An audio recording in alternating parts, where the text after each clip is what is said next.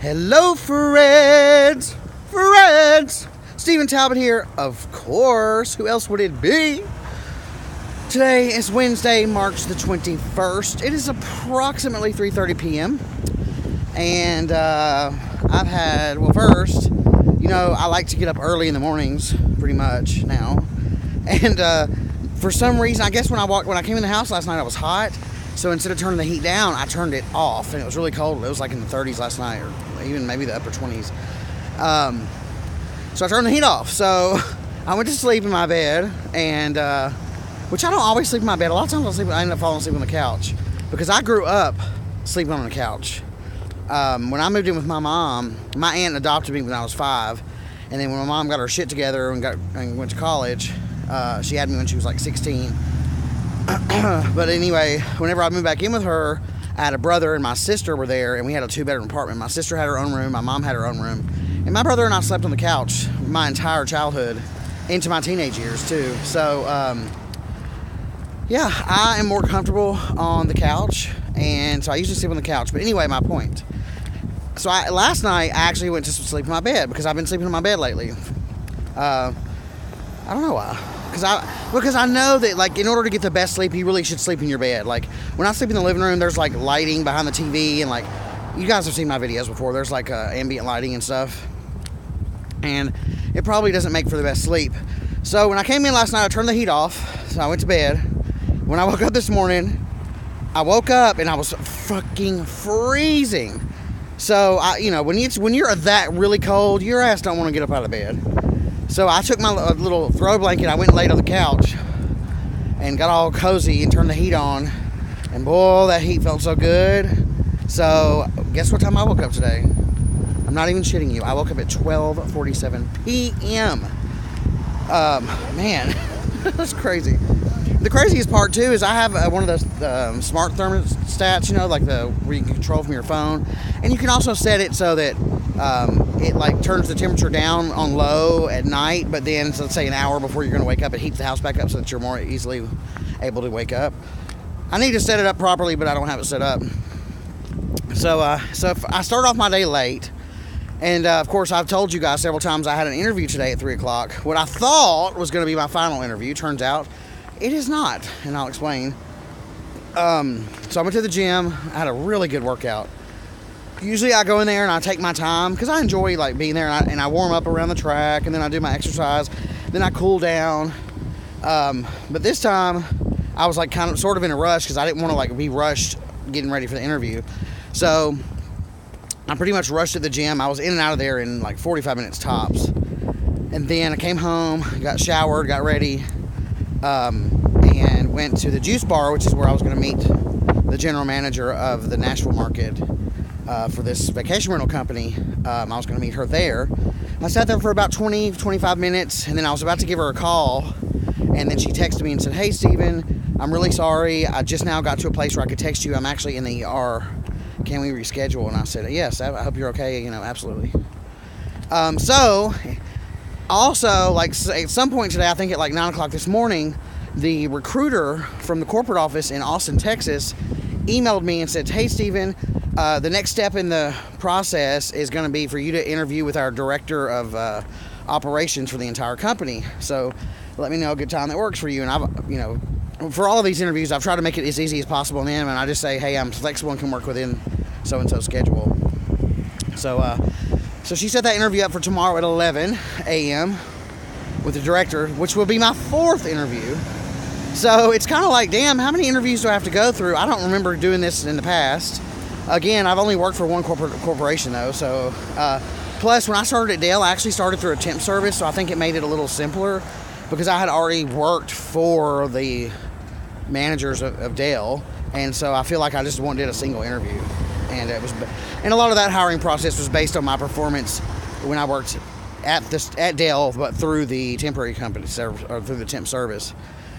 So anyway, I'm like, okay, and it's interesting because the guy who's going to end up being my boss told me straight up he's only been working for this company since November. He comes from the hotel industry. He was the GM of several hotels in Nashville, several prominent hotels in Nashville actually, and he said that the hiring process was absolutely insane, And I should have asked him, to be more specific, like, how many interviews are we going to be, do you think I'm going to be going through here?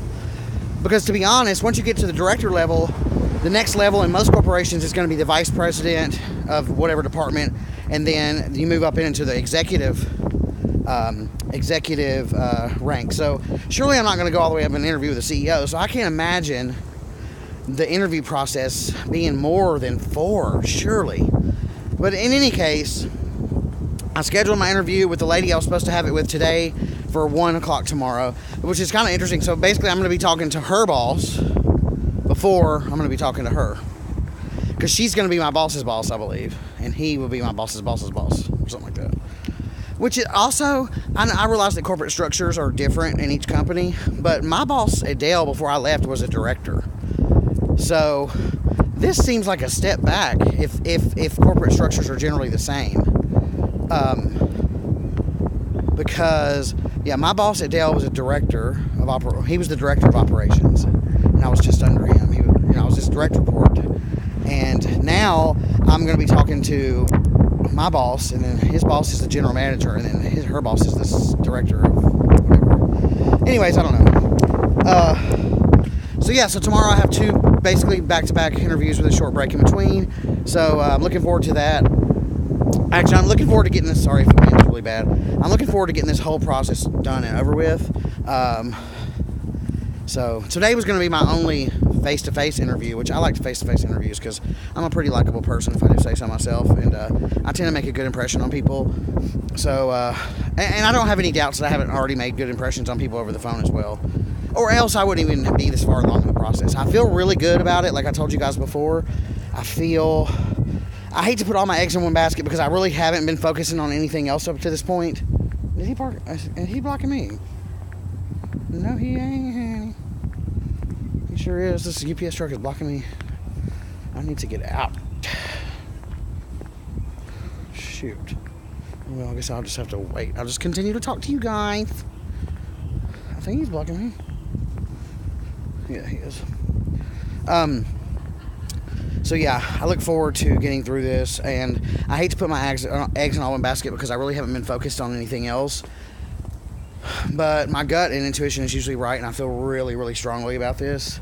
I think this job is as good as mine. So, and as soon as I get it, he's not blocking me, actually. My life is going to change.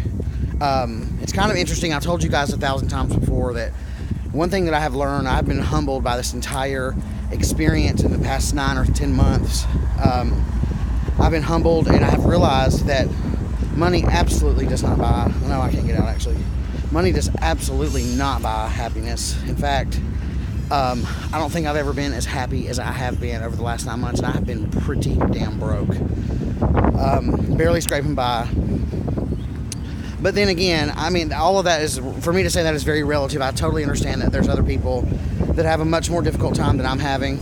Everything's relative. I mean, I live in like a, pretty expensive condo, and right downtown. So I've been struggling to scrape by with that as my lifestyle, It could be worse, I know that.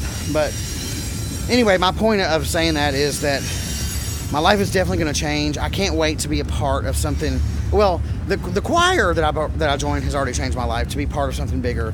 But that's all volunteered, and they don't pay the bills.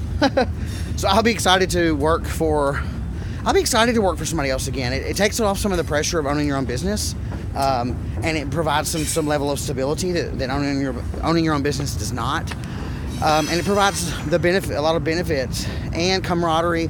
When you start a business and you have a small business, it's pretty much you wearing every hat.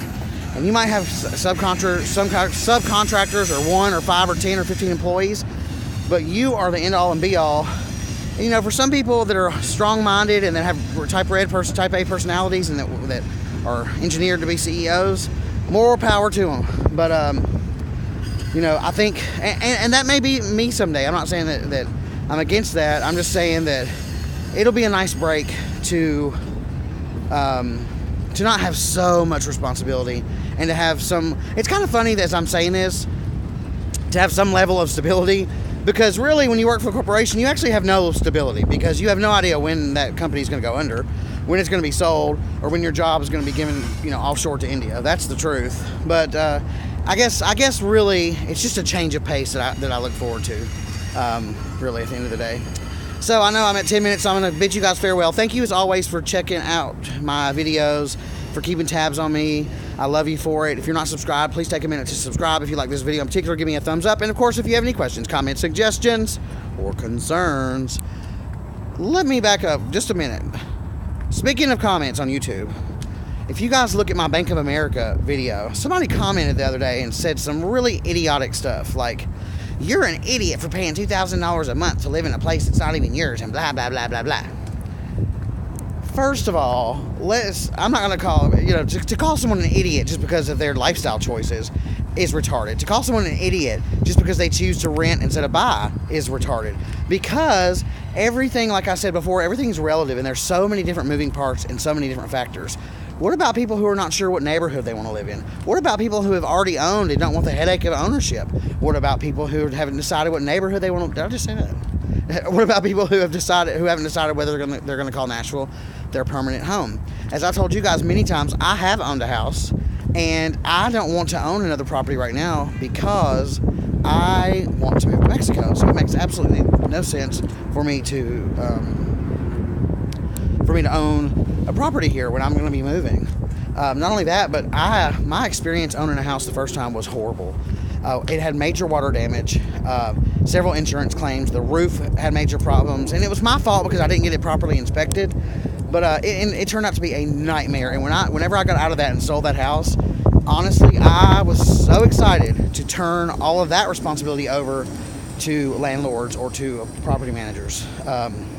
So, anyways, owning a home is not for everyone, and some people may choose to pay $500 a month rent and live in a cockroach-infested place. Also, the amount of rent greatly depends on what part of the neighborhood or what part of the city you live in, what city you live in. In San Francisco, you're going to pay $4,000 for a one-bedroom. In Nashville, if you want to live downtown and you want to live in a nice place, you're going to pay $2,000 a month for a two-bedroom. That's the average going rate. And that may be too expensive for some of you guys, and that's fine. You can live somewhere else. I don't care, to each their own. But I sort of rebutted the comment on YouTube, and then he deleted the comment altogether because I busted him in his face. So if he's watching, I say, screw you. Just kidding. I mean, really, it's none of your damn business. Well, I made it y'all's business, the information that I tell you. But still, that was just a stupid comment. And so when I say leave me a comment, suggestions, or concerns, be nice. I mean, nobody wants any negativity, no BS. And if you do, then I'm probably going to block you or delete you or something. And I can already tell you that's going to be the biggest struggle as my YouTube channel continues to grow. It's going to be putting up with the negativity and putting up with the dumbasses. And am I prepared to do that? I don't know. But be nice. And with that, I will bid you guys farewell as always. Until next time, enjoy yourself.